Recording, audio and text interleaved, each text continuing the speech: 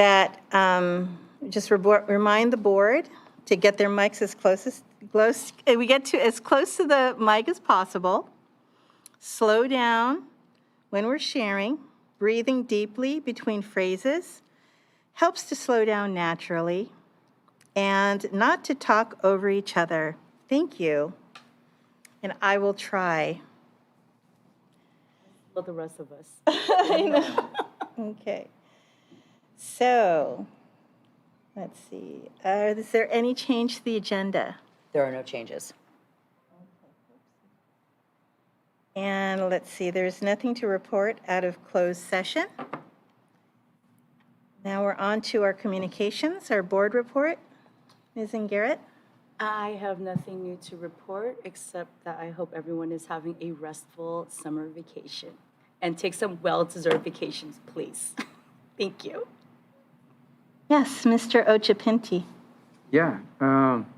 So it was good to see Summit Shasta Public Schools, our high school graduation last week, and see a lot of the families be able to celebrate in-person graduation, as always, and especially this year and transitioning to it.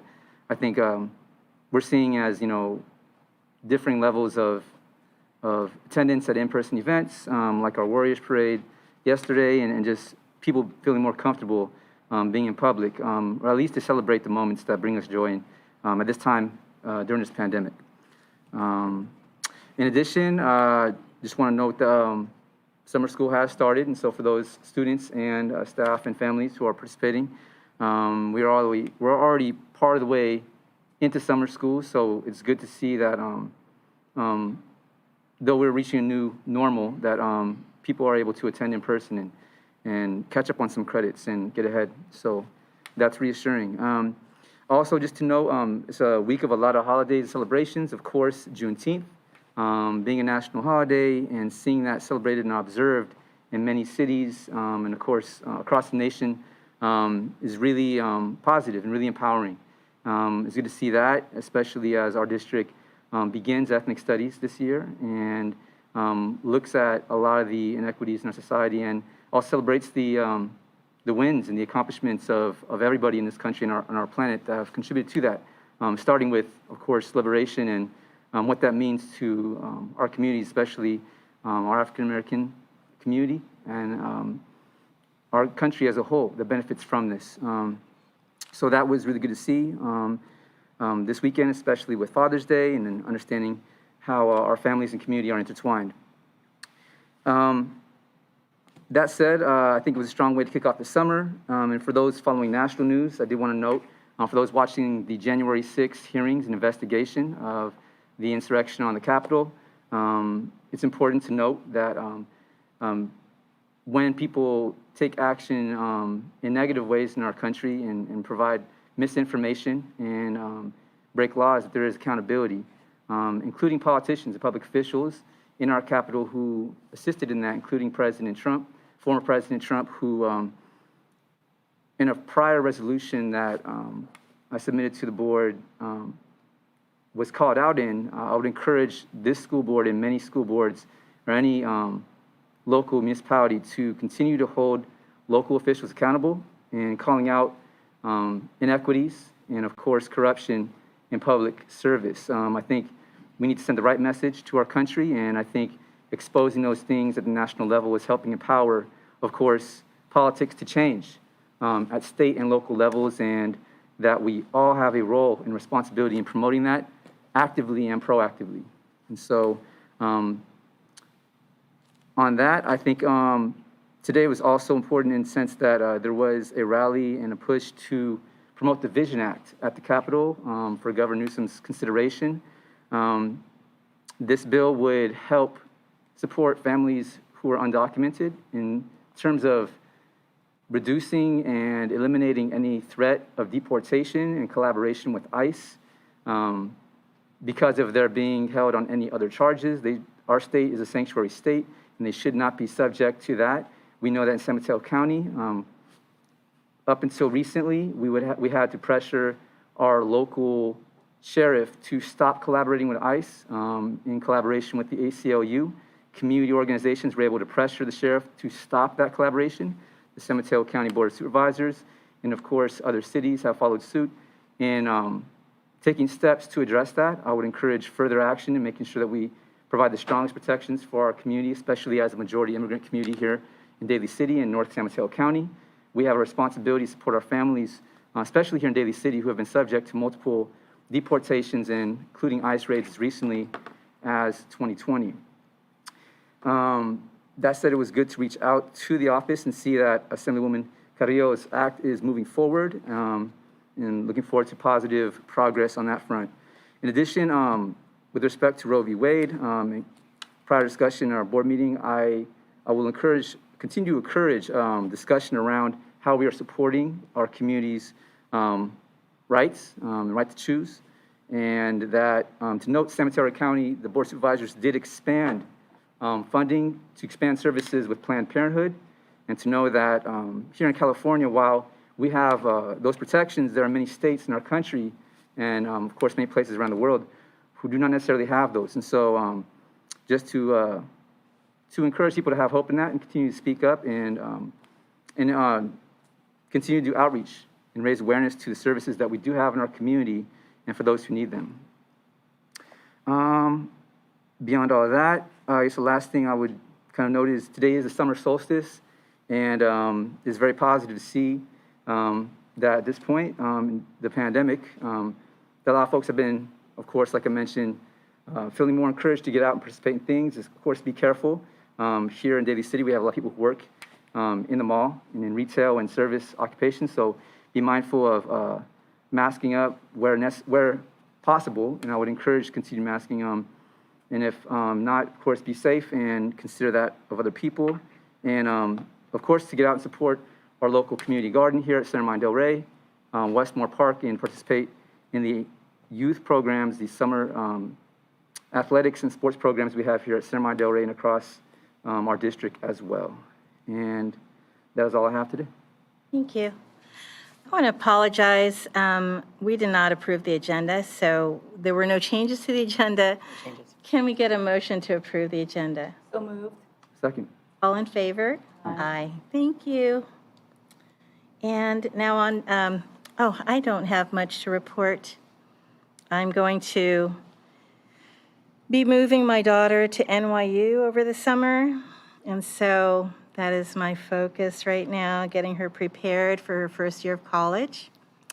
And I'm sure there are a lot of other parents going through the same thing. Let's see. So, Ms. Presta, the superintendent report. Thank you. I also don't have a lot to report. I wanted to share that the executive cabinet and I went last week off-site and did Dare to Lead training with Tovi Scruggs-Hussein, focused on Brene Brown's work. It was a really, I think it was a really great week, and I'm grateful to them. And so it was really good. We're going to be doing it. I just realized I'm talking quickly. We're also going to be doing this training with the rest of the administrators in the district in the fall. So it was really, really great. The other thing that I wanted to mention is that the students at, some art students from Jefferson High School are working on a mural kind of at the top of the hill, Daly City. It's on, I think, a Mitsubishi dealership, and I would encourage you to go by. It is fabulous. I don't have all the details written down. Director Warden, do you remember the group? It's the Bay Area Mural Group. I don't remember what they're called. I should know that because I'm. BAMP is their name. BAM? BAMP. Bay Area Mural. And then Dragonfly is the other group. Dragonfly. So I would encourage you to go take a look. It's really beautiful. And, the art teacher, Suzanne, of course, I don't have her last name in my head, Tony Presta. Thank you. Caneline? She's the advisor. Was out there with them, and it was Victoria Magbalang was with them. The leaders from the mural group were there, and many city leaders have gone by. Went over to take a look. Mr. Warden went over to take a look. I would just encourage you, if you haven't had a chance to go and see the work of these kids, it's really beautiful. And it really shows just pride in Daly City. It's designed like a travel postcard. It says Daly City.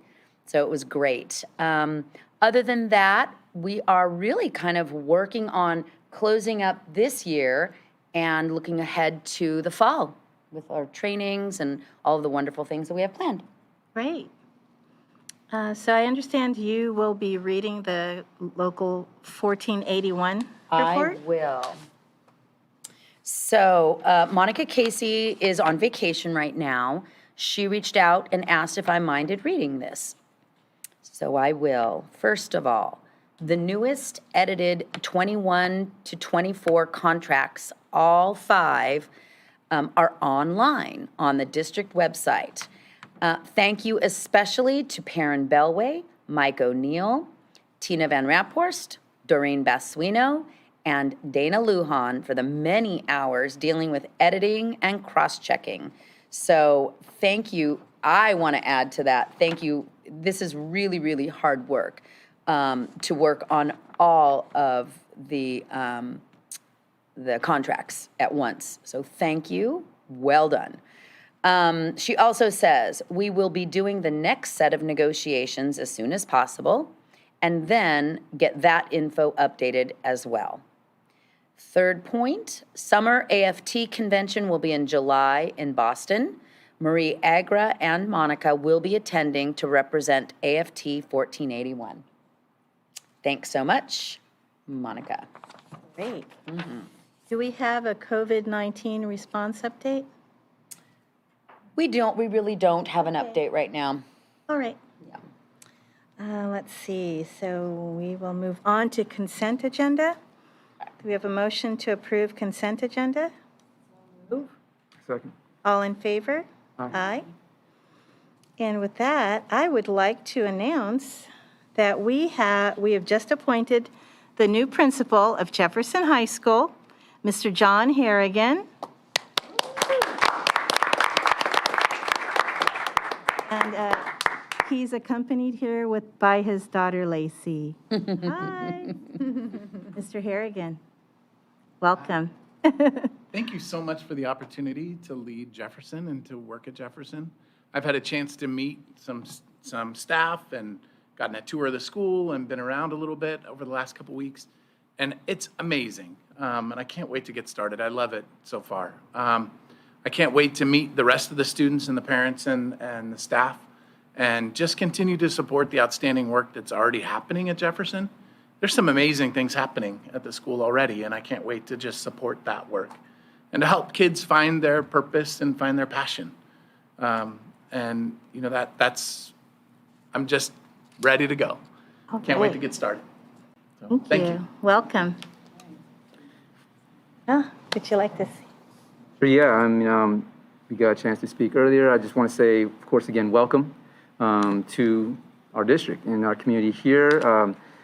Just, seeing your resume and understanding your background in education, also special education, is definitely an asset, and I think a huge opportunity for our district to grow through your experience that way. Looking forward to seeing that, and of course, like you said, supporting the programs that are here and doing a lot of things that Jefferson already does in building the community school that it is into a community school network that we have along the Mission Corridor here in Daly City, and of course, collaborating with our schools across our district in North County. So looking forward to it, and welcome again.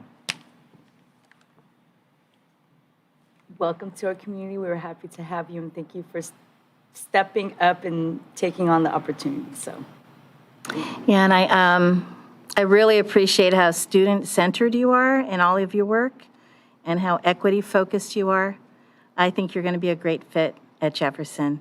I look forward to seeing great things. Thank you. Thank you. Thank you. Yes. And I just want to finish up by saying, John, we're absolutely thrilled that you're here.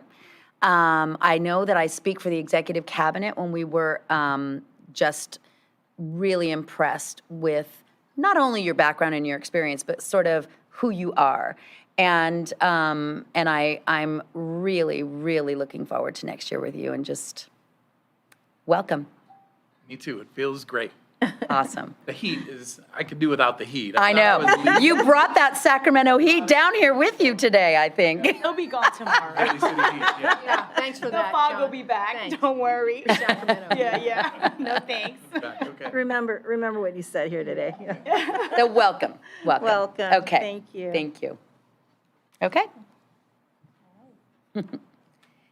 And don't feel like you need to stay for the rest of the meeting. Of course, you're welcome, but, you know. Okay. So now, do we have any public comment?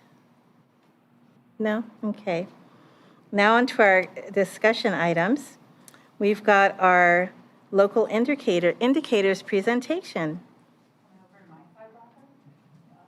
Oh, look at. Oh. We didn't match today, No. sorry. No. But good evening, President Tejada, good evening, members of the board. Tonight, it's a very special night. We'll be presenting the local indicators, and also, this might be the last presentation with Dr. Robinson for a while. Well, don't say that. Still got some time in August, you know? So I'm gonna take a Willie. restful vacation. Oh, so restful. Absolutely. So tonight we'll be talking about the local indicators.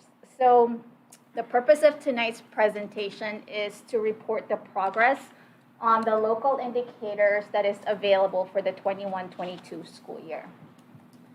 To meet this requirement, we have to measure its progress annually, report it to the board, and then we input the results in the dashboard for the California dashboard. And so those are the requirements. And the local indicators that we will be talking about are priority 1, which is basic services and conditions. Priority 2, which is implementation of standards. Priority 3 on parent engagement. Priority 6 on school climate. And then priority 7, which is access to broad course of study. And we had chosen the A through G rate as its metric. So for basic services, I just want to point out that the first thing that they were looking for is the misassignment of teachers. So we have, our CDE has a new system called CalSAS, California Statewide Assignment Accountability System, where it's actually reading off credentials now. So there's like a more valid and reliable way to measure misassignments. So based on that, we have 3 sections that are misassigned for English learners. There are 16 total teacher misassignments, and the top areas are in special education and also health. There were no vacant positions for the 2021 school year, so that's the latest data that we had received. For the instructional materials, all students had access to copies of their own instructional materials that they can use at school and also at home. And for the facility conditions, all schools were actually an exemplary, so they all met in good repair. I'll pass it on to Dr. Robinson.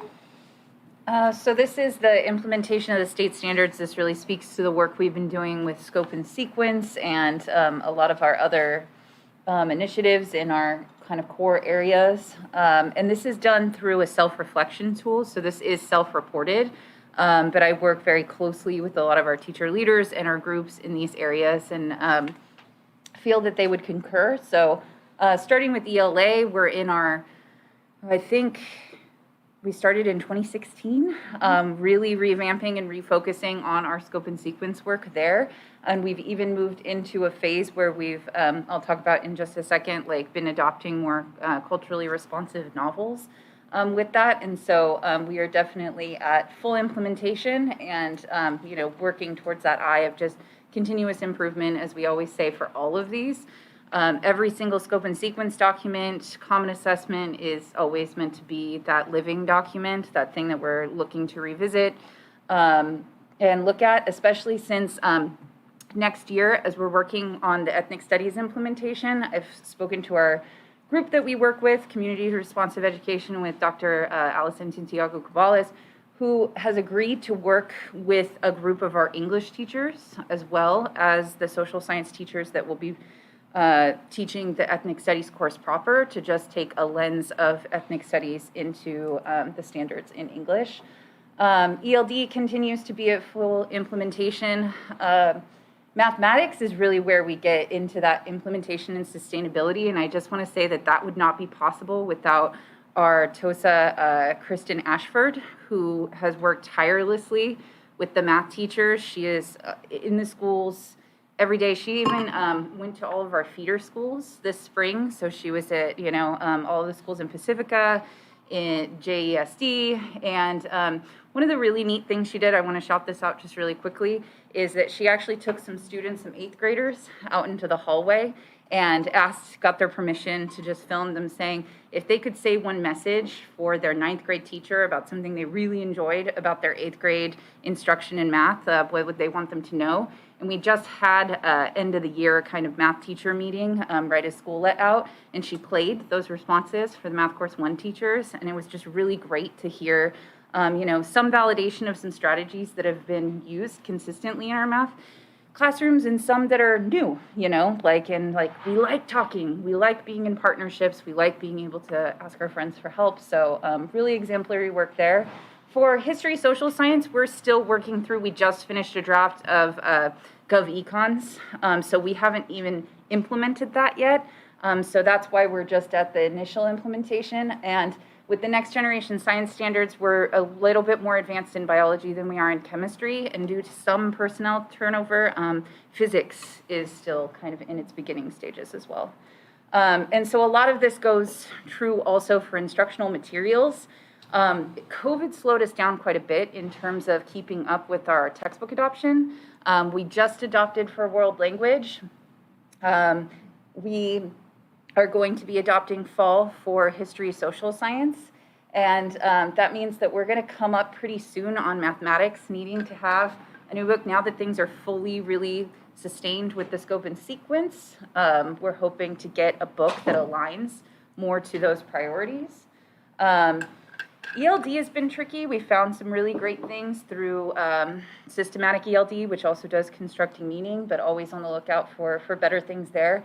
And with the tighter work with the ethnic studies group, with our English ELA teachers, we're hoping to really revisit what it means to adopt and use our culturally responsive texts. So this last one, supporting staff in area. Yeah, so this is where we're just kind of getting to that, okay, so we have our scope and sequence. How is that impacting our instructional practices? And this is always where the conversation is a little bit more difficult because of Kristen's leadership. They're a little bit further along in math. We hope to kind of push along those conversations along with the instructional materials and just kind of revising the standards and scope and sequence. In terms of some of our other areas, we're definitely further along, again, because of great teacher leadership. Denise Shreve and all of the work that she's done for our career technical education work. Lisa Raskin has been excellent in really getting the health teachers together and collaborating across districts this year, which is great because those teachers are often on their own in their buildings. And then we need to do some work with physical education. We haven't brought those teachers together. Again, COVID has kind of delayed some of those processes.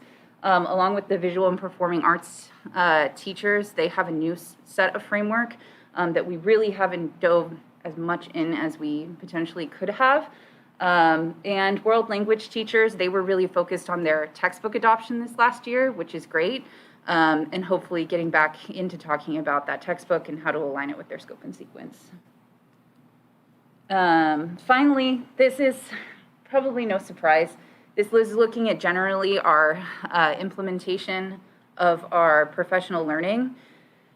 I think we really are quite good at identifying those things for whole school opportunities. We have constructing meaning. Grading for equity is going to continue now into its second year. We have UDL that is running on a cohort model too, Universal Design for Learning. But all of these are done as cohorts and offered to the entire district. Again, just teachers signing up for them, offering them to the whole staff. There really hasn't been as much work in trying to get down to that building level and really look at what are the individual needs of teachers, but working with the instructional coaches and their administrative staff. Next year, each school will have an area of instructional focus. And so I'm hoping that that will really help conversations in identifying the professional learning needs of teachers, and also when and how we provide that support when they fall short, really leveraging our instructional coaching system for that and getting past the initial implementation. Priority 3 is about school climate, and there are 3 parts to priority 3. First one is about building relationships between school staff and families. The second one is building partnership for student outcomes. And then the third part is seeking input for decision making. All the 3 parts, building relationship is our strongest point at this time, but there's still a lot of work to do in bringing our families within our school and community. COVID, basically, like Dr. Robinson said, kind of like, put a pause in a lot of the engagement that we had been doing, and also turnover in staff. It also made it, kind of difficult to do the outreach. But my hope is that the improved intake process for our newcomer students will help us really build that strong relationships with our newcomer families, so that they feel more at ease and feel more like that they can share with us the information. And so next year, that is one of our focus in our LCAP, and so we want to strengthen that process, and hopefully, it will become a bigger intake process, and this is how we do things. The second part is about building partnership for student outcomes. So this has been challenging for many years, because at first we didn't have the systems in place to help us disaggregate the data.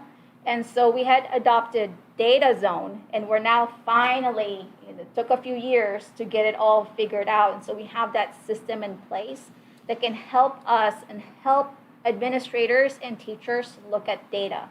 What we need to do is provide professional learning and make it be, integrate into our habits, into we're always looking at data for continuous improvement.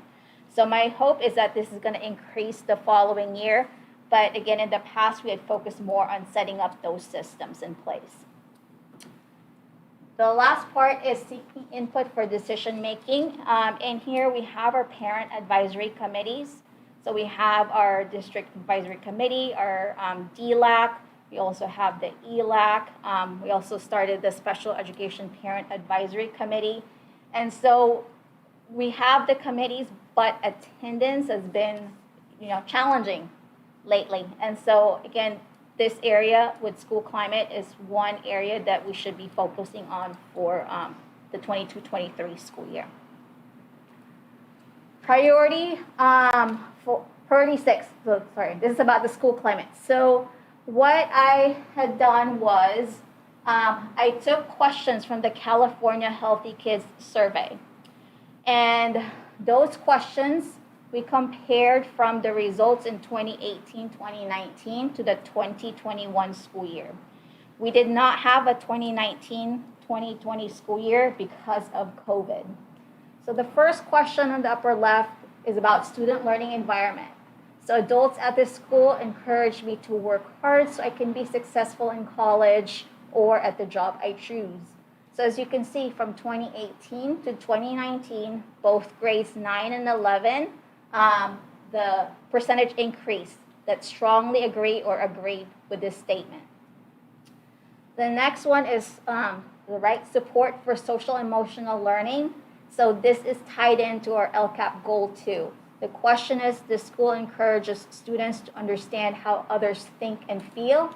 And as you can see, there's also an increase from 18-19 to 2021. This could be in part with our social emotional curriculum and also all the mental health support staff that we have in place. And then finally, the respect for diversity, which ties into our equity goal number 3. The question was, students in the school respect each other's differences. And as you can see, there's also an increase from 1819 to 2021.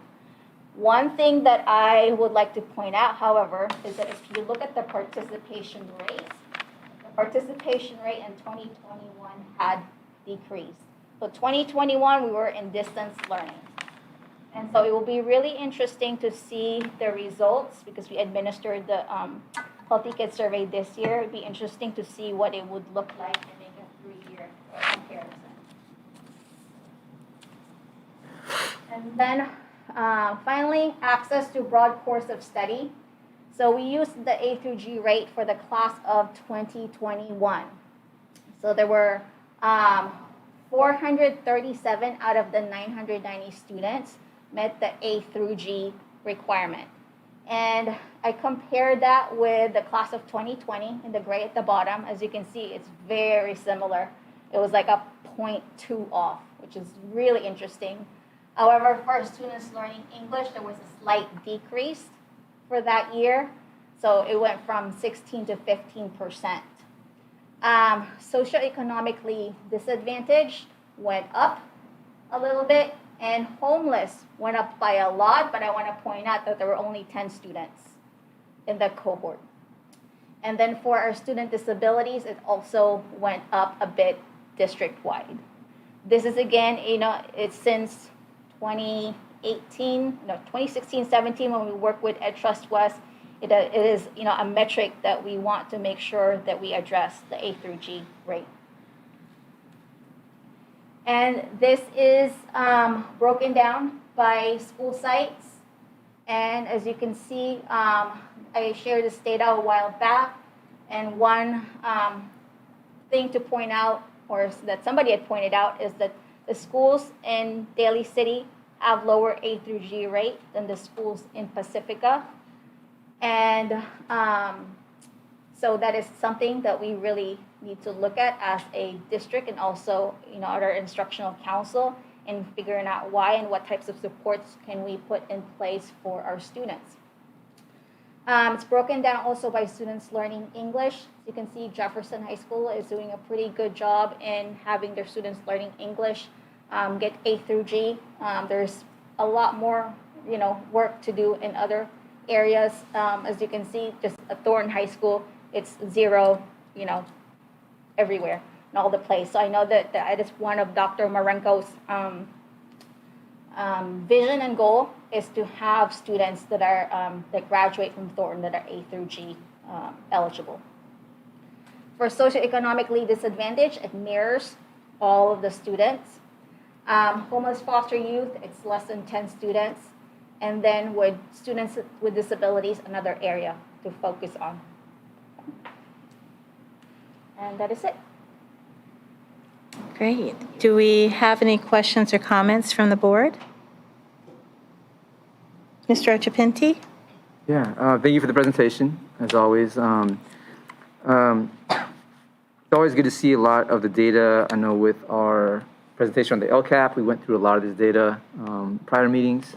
And yeah, I think, just to note for those watching, a lot of the data that we're looking at is in transition from the first year of the pandemic to now. And so understanding where our students are at in terms of the discussions around learning loss and what that actually means in reality, a lot of the things that our students have learned and endured that are not being tested and are not reflected necessarily in their grades. The fact that our grading policy has changed to be more equitable, I think are all things to really to highlight, which I'm glad you did. One of the things I do want to highlight, which I also noticed you mentioned, is we obviously still have work to do in terms of supporting our students who need a lot of the services that I think the pandemic did an injustice to. Our students with an IEP, our students who are learning English, their A through G completion rate, part of that, I think in terms of addressing it through programs in English language development and in our special education programs are important. But they are first and foremost students in general education. All of our high school students are high school students no matter what part of the high school and what classes in the high school they are primarily enrolled in. I think that addressing that and maybe some of the things we've talked about before is in in terms of what programs, what inclusion programs we have at our different schools. And so our Pacifica schools having a higher A through G rate versus our Daly City schools is obviously something to pay attention to and to highlight, not only for us at district level, but at our sites to understand what we could do to restructure our inclusion of those students who are not necessarily enrolled in or passing their A through G classes, which will prepare them for success in college and career, and of course, with our CTE programs and multiple programs in our high schools that will get them there. So I do look forward to that and seeing progress in that. Appreciate the survey, the people who took the survey, providing us with this data. Again, for those who participated in this survey, please continue to create, and provide feedback. This is how we make decisions here in at the local school board level. And I guess my one question would be, in terms of, I believe it was slide 13, just noting, I think it's an honest look at our district. I think it's hard during the pandemic to get and solicit public input, right? Whether it's within our school district or within our school district families or just our community at large. There are many issues in our district where public input is desperately needed, but not always available. We know that during the pandemic, many people in our community have not been able to access public meetings or even public resources online.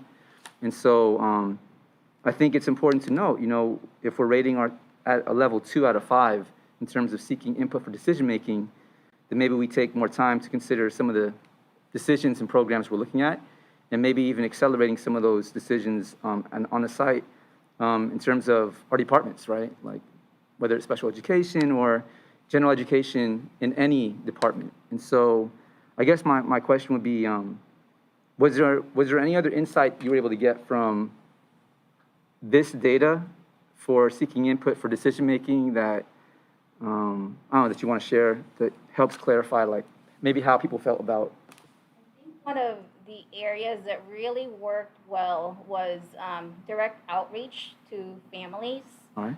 And so what our team has done is actually make personal phone calls to see if they would take a survey, and sometimes they actually ask the survey themselves on the phone when they have that person on the other line, because again and multiple ways to survey families, because there's the personal phone calls, we have the surveys, we have focus groups, and I think just really putting this really, well, the other thing is language. We need to make sure that we have interpreters available, and just really reach out to the different families that have different language barriers. And so all of those, we're trying to really keep that in mind when we're seeking input, because there are a lot of busy parents out there, so we really need to make sure that we do everything that we can. Thanks to Mr. Warden, our website is way, way better than when I started. And so, again, multiple ways of asking our families. We also need to prioritize building relationships. There's something kind of inauthentic and transactional often about collecting parents in a room and just being like, well, what do you think? Because, at least with the parent groups that I work with, like our district advisory group for students learning English, some of these folks are just so happy. At our last meeting, it was a family from Guatemala that just came and was like, we're just so happy to be here, and that, all the services have been great, and everything's been wonderful. And we're like, how can we get better? And they're like, I don't know, I'm just so happy to be here. And it's like, it's just a little bit of a disconnect with, just putting them on the spot, and they're so overwhelmed by the new system of education that they're encountering and the way that we do things, that it's going to take some time for us to put in the work of having that relationship before we can expect them to feel comfortable enough to be critical or to feel comfortable just even expressing an idea. And that's just been really hard to have to rebuild after COVID did destroy some progress, because then we were meeting over Zoom and some parents just didn't have the capability to join us that way. I want to agree with Dr. Robinson, because me, it's with my mom, immigrant mom. You know, they basically trust the school system. And my mom was like, let them do what it is. I mean, you know, we trust them. Yeah. And so part of that, you know, is cultural too. So like building relationship and saying like, you know, we are in this together is something that we need to build. Absolutely. Thank you for that. Just as a follow-up, I know it's one thing, and we've seen this from our students' participation in surveys, you know, whether it's about school lunch or whether it's about anything on campus. They are very direct and very open with their input, especially when they feel safe to provide it.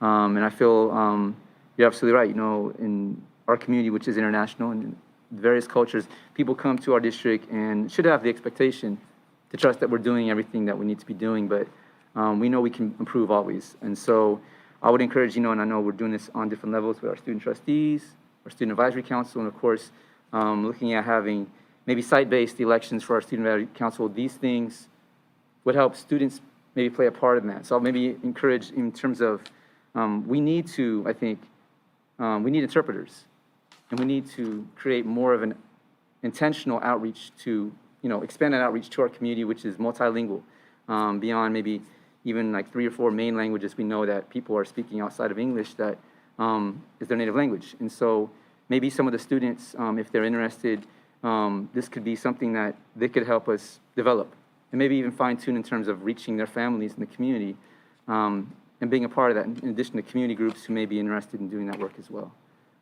Something to consider moving forward, but this is great. I'm glad that we're at a part where we can reflect on our progress so far and make some progress moving forward. Great. Thank you. Yeah, really great presentation. Just a quick question. What's the difference between the 4 and the 5? The full implementation versus full implementation and sustainability? Yeah. So how do we measure that for them? Interpreted it. I can't even, you know, like, which is interesting because it's not, you know, it speaks to the They sort of don't broadness of the they instrument that don't they're define using. it for us. Not well. Yeah.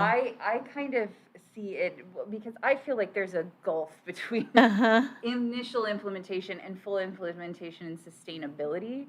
And Right. to be really honest with you, like in a school district like ours, with the, you know, some of the struggles that we've had with turnover and things like that, sustainability feels like this magical creature that I'm always chasing after. Yeah. You know, because we're, as Lee Medvedoff, Director of Special Education, one of our directors, always, and we always say, it's like we're climbing Mount Everest and we're kind of get different Sherpas, you know, like sort of swapped out along the way. And so, you know, you feel like you take a couple steps back before you can go forward, all of that. I really chase that. I feel like we've had a lot of consistency in math. I mean, like okay. where we are in math, I mean, like I couldn't have even dreamed of being there in terms of the conversations that are happening, the collegial, like just vibe of the meetings that when we have them now up at the district level, the risk that some of those teachers are willing to take now, the vulnerability that they express when they're just talking about improving their practices. So I felt like though maybe that is always on that precipice of not exactly rising to the level of sustainability, I felt like it still rose to this level of a 5, you know? I mean, I'm just so proud of that work. And that's not to say that other subject areas aren't quite there yet, but that it's this juggling act and we're moving forward in some areas. We can always be fine-tuning others. And so I really don't think anything should ever be a 5. You should never be done, you know, like with the work that you're doing. But I felt like I wanted to finally give it that little acknowledgement, I suppose, of just how far we've come and how great I think the work has been. Great. Thank you. Thank you for that. Thank you. All right. So if there are no other questions or comments, thank you so much for your presentation. Thank you. Okay. Now on to our action items. I'm going to bring resolution number 2021-2022/25, specifications of the election order. Thank you. So I recommend that the board approve this resolution. We have 3 seats of the governing board up for reelection on November 8th. And as such, we need to provide these specifications to the county in order to call the election. Okay. Do we have a motion to approve? Actually, just a comment first. Okay. This is important, I think. This is, I won't say routine, but this is a formal just step that we take in terms of proceeding with this election. I will note that Vice President Lee did raise this item, and I think many in our community have as well. I know that we should be moving towards district elections, especially in a district of our size where our high school district covers Daly City, Pacifica, Brisbane, Broadmoor, and Coma. And for a district that size, which contains cities, which have moved to district elections even within their cities for city councils, while it looks like we may be too late for this election, I believe moving forward, I would encourage this board to consider, and of course the community can request this, anybody who lives in our district, that our district move towards district elections. I would encourage our district to look into that immediately. If it's possible to do it for this election, I would encourage it for this election. If not, at least for the next election, because we are one of the last municipalities in our county to not do that, especially as one of the largest municipalities in San Mateo County. So while this is something of a requirement at this point, we should be moving towards district elections, as should Daly City and other cities in our county who haven't taken that step yet. We're a little behind in that sense. Yes, we've discussed that, and I agree. We should move, I feel. And also I'm on the county committee for school district organization, and that is the recommendation. They're trying to get every school board to move to trustee area. It is a long process and it does cost money, but we will talk about that, definitely.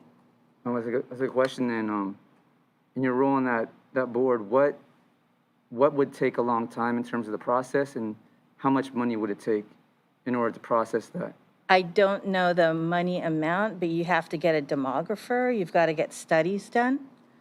And so that means you have to hire a demographer to do that, and then you've got to draw up trustee area maps. There's a whole process. Thank you. When was this raised at that level? It's been ongoing, yeah, for probably a year, Or a year? And so in the past probably year? a year. Okay. And we've since discussed going there, but we haven't gone further than that. But like you said, it's too late for this election, but, so we do have this resolution on our agenda tonight. Of course. We will revisit that. Sure. Thank you. Okay, do we have a motion to approve? Second. All in favor? Aye.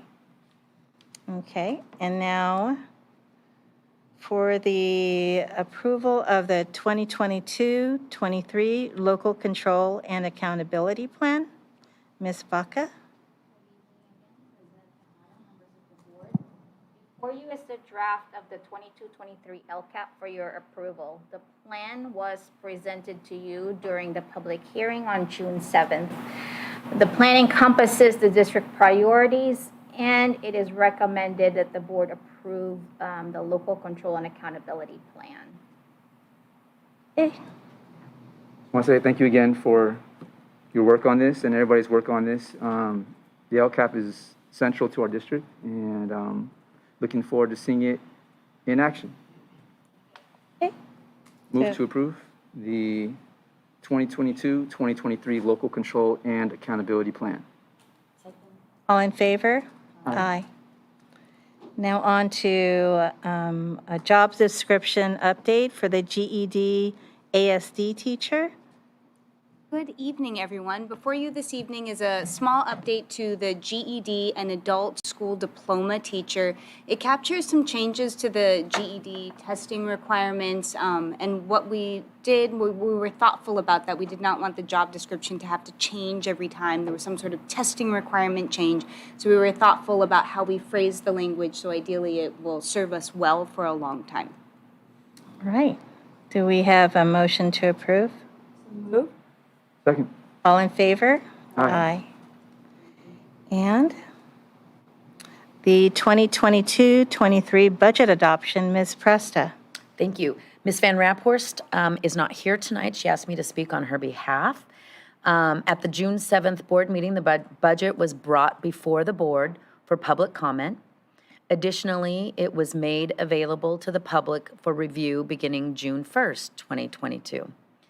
Official notices as to the availability of the budget for public review were posted in the San Mateo Times. Per state law, the budget must be adopted by July 1 each year. What is presented here is the same as was presented on June 7th, as outlined. And we recommend that the board approve this budget. Okay, do we have a motion to approve? Second. All in favor? Aye. Consideration of future agenda items? I would just note the addressing districting for elections of our school district, and for that to be revisited as soon as possible so that we can be on time for the next election. Noted. Thank you. And do we have a motion to adjourn? Second. All in favor? Aye. Meeting adjourned, 7:51. Thank you.